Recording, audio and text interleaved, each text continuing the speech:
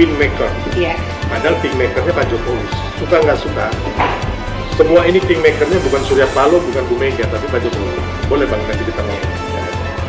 Kingmakernya itu Pak Jokowi dong, one and only. Berarti bener ya isu Presiden Jokowi cawe-cawe. Oh, berarti bener ya Presiden Jokowi memanfaatkan segala lembaga negara demi melanggengkan kekuasaannya. Oh, berarti bener ya Presiden Jokowi memanfaatkan aparat TNI dan Polri untuk juga ikut bekerja memenangkan pasangan Capres-Cawapres 02 Prabowo Gibran yang kemudian dimaknai sebagai bentuk daripada kecurangan, kan begitu.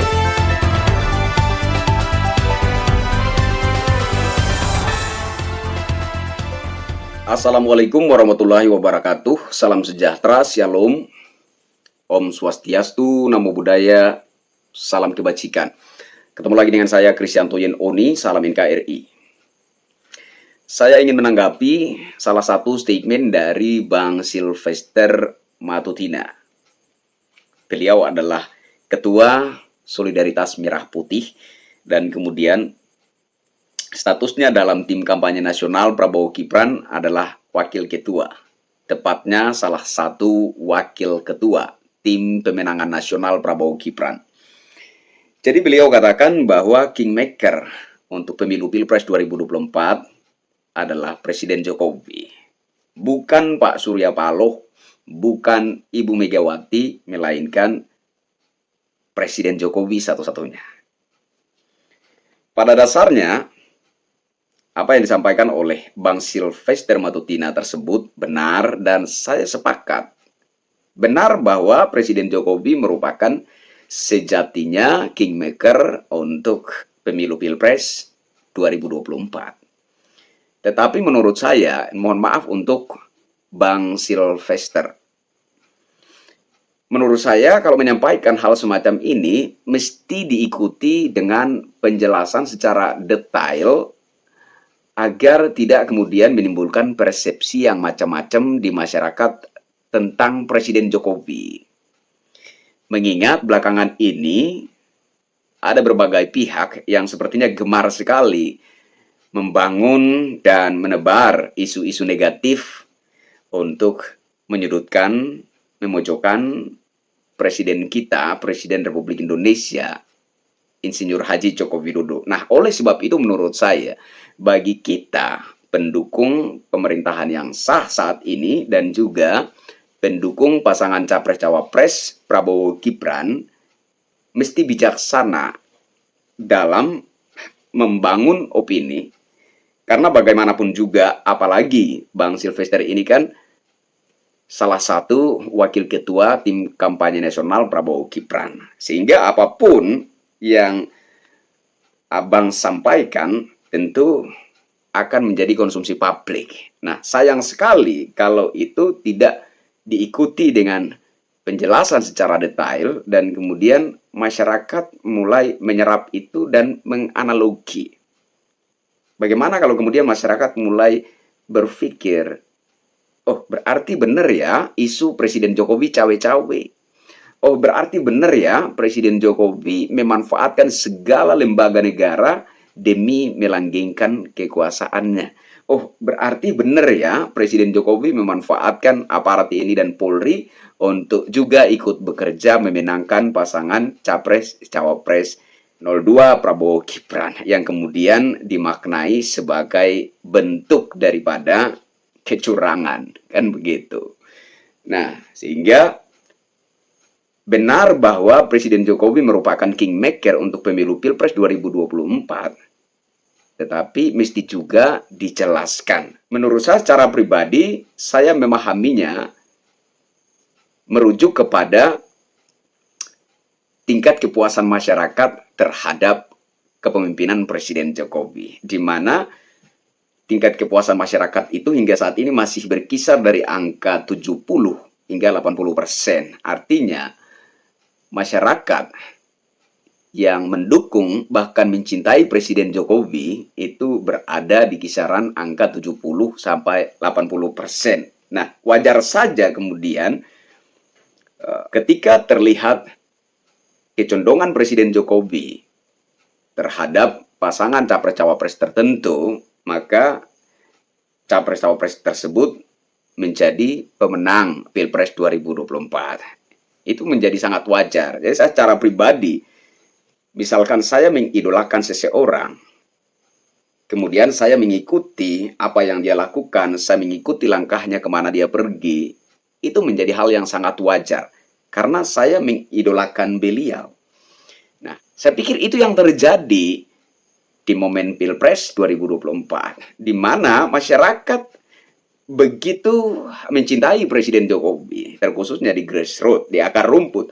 Masyarakat melihat seorang Insinyur Haji Joko Widodo itu tidak sekedar seorang presiden.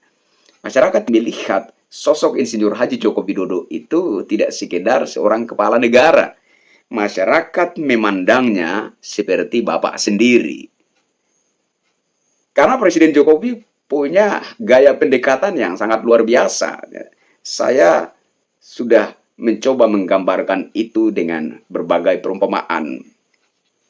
Bahwa Presiden Jokowi kemanapun dia pergi, dimanapun dia mendatangi rakyat, di situ dia melihat sendiri kondisi rakyat, dia mempelajari sendiri, kemudian dia menyerap sendiri segala keluh kesah rakyat, dan kemudian dia menghadirkan jawaban sebagaimana yang dibutuhkan oleh masyarakat.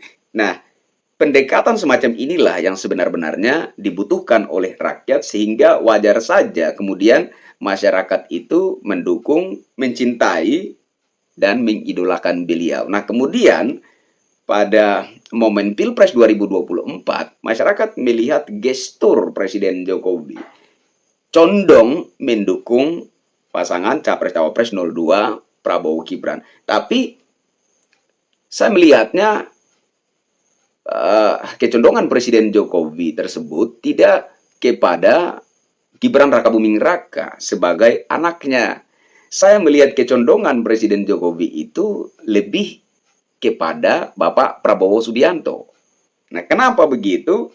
Karena saya mengerti Presiden Jokowi pernah mengusulkan bahwa pasangan Capres-Cawapres yang diusung oleh partai PDIP untuk Pilpres 2024 itu kalau bisa Prabowo Subianto sebagai calon presiden dan kemudian Ganjar Pranowo sebagai calon wakil presiden.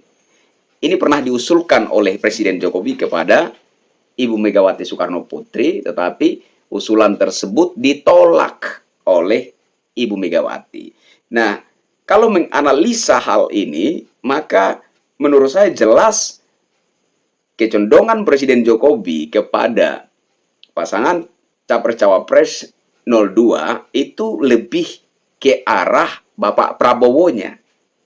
Nah, tetapi karena kebetulan Bapak Prabowo ngotot untuk mengambil Mas Gibran Rakabuming Raka sebagai pendampingnya meskipun telah berulang kali ditolak oleh Presiden Jokowi, ini kemudian dijadikan bahan gorengan isu.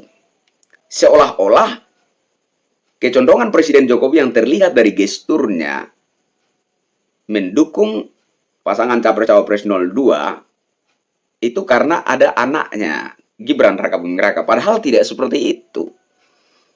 Saya pikir jelas bahwa Presiden Jokowi pernah mengusulkan Bapak Prabowo sebagai capresnya dan Pak Ganjar Pranowo sebagai cawapresnya kepada Ibu Megawati Soekarno Putri agar itu diusung oleh partai PDIP. Tapi karena ditolak. Sehingga saya memandangnya kecondongan Presiden Jokowi dari gesturnya. Karena Presiden Jokowi tidak pernah tertangkap atau terlihat secara nyata melakukan kampanye. Hanya gestur. Masyarakat hanya melihat gerak-gerik Presiden Jokowi, membaca kecondongan Presiden Jokowi itu daripada gesturnya. Jadi, itu lebih mengarah kepada Bapak Prabowo. Sehingga kita bisa melihat satu kesimpulan bahwa isu Presiden Jokowi memajukan anaknya Gibran Rakabuming Raka untuk membangun dinasti politik merupakan isu yang tidak benar. bahkan fitnah keji terhadap Presiden Jokowi. Dan kemudian Presiden Jokowi sedang mengupayakan melanggengkan kekuasaannya agar setelah selesai masa jabatannya sebagai Presiden Republik Indonesia, dia masih tetap punya power, masih tetap punya kuasa gitu kan. Kita bisa melihat bahwa itu semua tidak benar, itu semua hanyalah isu yang sengaja dibangun oleh pihak-pihak yang tidak terima kalah Pilpres, yang merasa kecewa, sakit hati karena tidak dilirik oleh masyarakat. Saya pikir seperti itu. Nah, sekiranya apa yang disampaikan oleh Bang Sylvester Matutina tersebut diikuti dengan penjelasan seperti itu. Saya tidak bermaksud menggurui Abang Sylvester. Saya tidak bermaksud mengajari Abang Sylvester. Saya hanya ingin menanggapi ini agar tidak kemudian menimbulkan asumsi negatif dan persepsi yang macam-macam, membuat masyarakat yang saat ini masih mendukung dan mencintai Presiden Jokowi kemudian memandangnya dengan sentimen negatif. Ya. Jadi sekali lagi mohon maaf untuk Bang Sylvester Matutina. Sedikit saran dari saya, Kristianto Yen Oni rakyat jelata, agar ketika Abang Sylvester membangun opini, bagaimanapun juga mengingat Bang Sylvester merupakan salah satu wakil ketua tim kampanye nasional Prabowo Gibran, sehingga hal-hal semacam ini yang disampaikan oleh Abang Sylvester menjadi konsumsi publik, maka sebaik-baiknya menurut saya, demi menjaga marwah daripada presiden dan wakil presiden terpilih, dan kemudian marwah dari Presiden Republik Indonesia Insinyur Haji Joko Widodo yang kita dukung dan kita cintai, marwah dari pemerintahan yang sah saat ini, mesti lebih bijak lagi dalam menyampaikan suatu informasi ke publik, agar tidak kemudian menciptakan pro kontra yang nantinya malah menyulut perselisihan pendapat di masyarakat. Saya kira hanya itu yang ingin saya sampaikan kali ini. Saya Kristianto Yen Oni. Wassalamualaikum warahmatullahi wabarakatuh. Salam sejahtera, shalom. Om Santi Santi, Santi Om, Namo Buddhaya. Salam kebajikan. Salam NKRI.